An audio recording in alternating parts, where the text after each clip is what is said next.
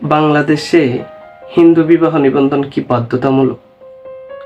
Hindu marriage certificate একজন হিন্দু ধর্মাবলম্বী কিভাবে নিতে পারেন? আসুন হিন্দু বিবাহ নিবন্ধন সম্পর্কে জেনে নিই। বিবাহ হচ্ছে জীবনের এক অবিচ্ছেদ্য অংশ। সনাতন ধর্ম মতে বা হিন্দু ধর্মাবলম্বীদের শাস্ত্র মতে বিবাহ হচ্ছে স্বামী স্ত্রীর মধ্যে এমন এক পবিত্র বন্ধন যা কখনো ভাঙা সম্ভব নয়। বলা হচ্ছে সে পবিত্র বন্ধনটি মৃত্যুর পরও অটুট থাকে।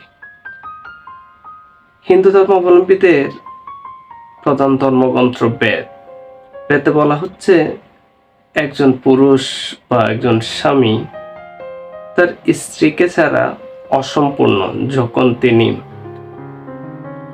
তার ধর্মীয় রীতিনীতিগুলো প্রথাগুলো পালন করেন। তাই হিন্দু বিবাহ নিবন্ধন কিন্তু কোনো চুক্তি নয়।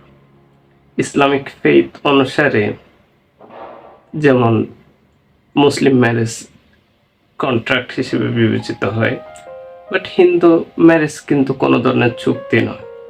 তাই কোনো ধরনের লিখিত তেমন খুব বেশি প্রয়োজন হিসেবে ধরা দেয় না।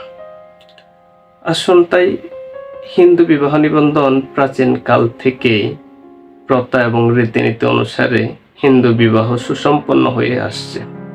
অতীতে তাই হিন্দু বিবাহ নিবন্ধনেরও প্রয়োজন পড়েনি, কোনো বিধানও ছিল না।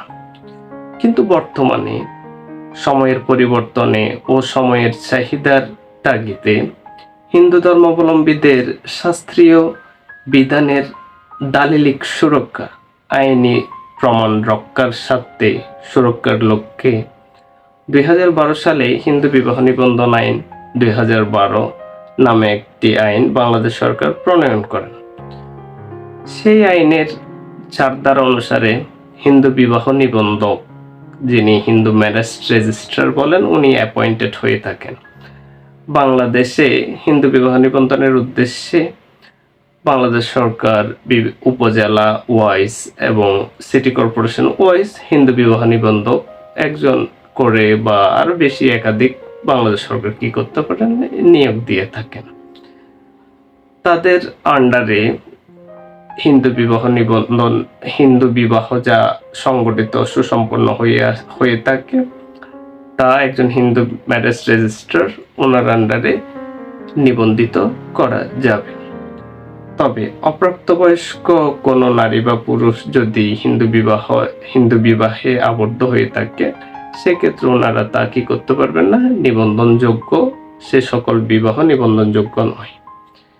বাংলাদেশে বসবাসরত হিন্দু ধর্মাবলম্বীদের ক্ষেত্রে কিন্তু হিন্দু বিবাহ নিবন্ধন বাধ্যতামূলক নয়। মনে রাখতে হবে, হিন্দু বিবাহ নিবন্ধন কিন্তু হিন্দু ধর্মাবলম্বীদের ক্ষেত্রে বাংলাদেশে বসবাসরত হিন্দু ধর্মাবলম্বীদের ক্ষেত্রে বাধ্যতামূলক নয়। তবে আইনি সুরক্ষার লক্ষ্যে এবং দালিলিক প্রমাণ রাখার স্বার্থে এই আইনটি করা হয়েছে। মূলত এটি হচ্ছে এই আইনটির মূল উদ্দেশ্য। তবে আইনের 3-2 ধারায় বলা হচ্ছে, দেখুন ভালো করে, 3-2 ধারায় বলা হচ্ছে কোনো বিবাহ যদি বাংলাদেশে কোনো হিন্দু বিবাহ যদি সুসম্পন্ন হয়ে থাকে, অতীতে হোক বর্তমান, যদি তা হিন্দু শাস্ত্র মোতাবেক সুসম্পন্ন হয়ে থাকে, কিন্তু এই আইনের অধীন কোনো ম্যারেজ রেজিস্ট্রার বা কোনো বিবাহ নিবন্ধকের অধীনে নিবন্ধিত হয়ে না থাকে, সেক্ষেত্রে কোনো হিন্দু বিবাহের বৈধতা কিন্তু পূর্ণ হবে না। অর্থাৎ ম্যারেজ রেজিস্ট্রি না হয়ে থাকলেও সে বিবাহের বৈধতা কিন্তু পূর্ণ হবে না। তার মানে সেটা লিগ্যাল হবে,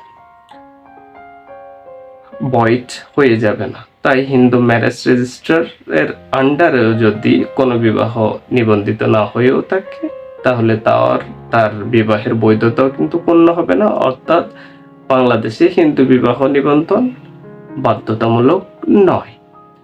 কিন্তু আইনি প্রমাণ সুরক্ষার স্বার্থে হিন্দু বিবাহ নিবন্ধন করা প্রয়োজন। আমার পার্সোনাল ওপিনিয়ন হিসেবে নিতে পারেন সেটা। এখন আসি আমরা হিন্দু ম্যারেজ সার্টিফিকেট কিভাবে নেবেন। অনেকেই প্রশ্ন করে থাকেন হিন্দু ম্যারেজ সার্টিফিকেট কিভাবে নেব। যদি আপনার ম্যারেজটি রেজিস্টার না হয়ে থাকে তাহলে আপনি কিভাবে সেই সার্টিফিকেটটা নিতে পারেন। হিন্দু ম্যারেজ রেজিস্ট্রার সারা বাংলাদেশে আছেন, প্রত্যেকটা জেলা ওয়াইজ আছেন, সিটি কর্পোরেশন ওয়াইজ আছেন। ওনার কাছে আপনার যাবতীয় তথ্য দিয়ে আপনার হিন্দু ম্যারেজ সার্টিফিকেটটা উনি প্রদান করতে বাধ্য। আইনে বলা আছে উনি হিন্দু ম্যারেজ সার্টিফিকেট বা সনদ, বিবাহ সনদ উনি প্রদান করবেন। তবে আদালত চর্চায় দেখা যায় বিজ্ঞ আইনজীবীর নিকট থেকেও ক্ষেত্র বিশেষে ম্যারেজ সার্টিফিকেট সংগ্রহ করতে পারবেন। আর ম্যারেজ সার্টিফিকেটের প্রয়োজন পড়ে বিভিন্ন আইনি প্রমাণের জন্য, যেমন ভিসা, পাসপোর্ট কিংবা সন্তানের জন্ম নিবন্ধন। এ সকল করতে গিয়ে ম্যারেজ সার্টিফিকেটের প্রয়োজন পড়ে। সেক্ষেত্রে একজন ম্যারেজ সার্টিফিকেট প্রোভাইডার, যিনি বিজ্ঞ আইনজীবীও হতে পারেন কিংবা বিবাহ ম্যারেজ রেজিস্টার যিনি আছেন, হিন্দু ম্যারেজ রেজিস্টার, উনি নিকট থেকে ম্যারেজ সার্টিফিকেটটি নিতে পারবেন। ধন্যবাদ, ভালো থাকবেন।